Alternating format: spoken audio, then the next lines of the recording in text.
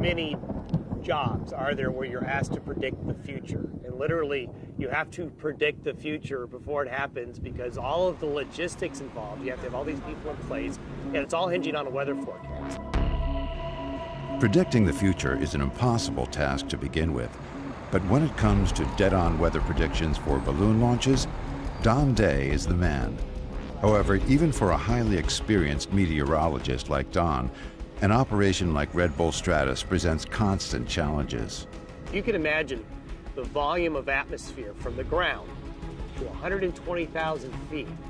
That's a lot of space, and we have to keep track of the weather from the ground through that whole distance. So we're talking over 20 miles of atmosphere that we need to keep track of. To guarantee the best possible weather conditions for a successful balloon launch, Don takes several different sources of information into account for his weather forecasts.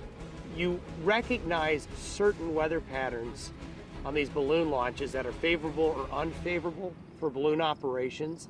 And so you take that information and you mix it up with the computer modeling and the measurements of the atmosphere. And then on top of that, we put the man part in it, and that's the experience. However, there is always an element of uncertainty that remains in this equation. When it comes to flying a balloon, especially very large balloons like we're doing here, we're at the mercy of Mother Nature, and we have to be able to work with Mother Nature to find the right conditions. For a successful launch, many factors have to line up just perfectly.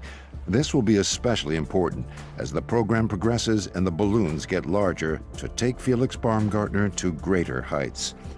Wind is the #1 weather element that can affect us.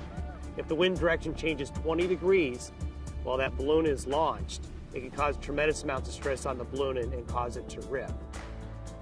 We also have to be looking out for clouds. We cannot be flying through clouds. We don't want to pick up moisture flying through clouds. We can handle some cloudiness, but not a lot of it. And also it depends on time of year. There are certain times of year when the wind conditions on the ground and aloft are the best for this type of flight. As part of the flight test program, there have been several balloon launches conducted on Red Bull Stratos. For each launch, a flight window was set according to Don's weather forecast, during which time the takeoff had to be carried out. Felix Baumgartner's final jump is scheduled to take place now in October 2012. And then we're ready to go.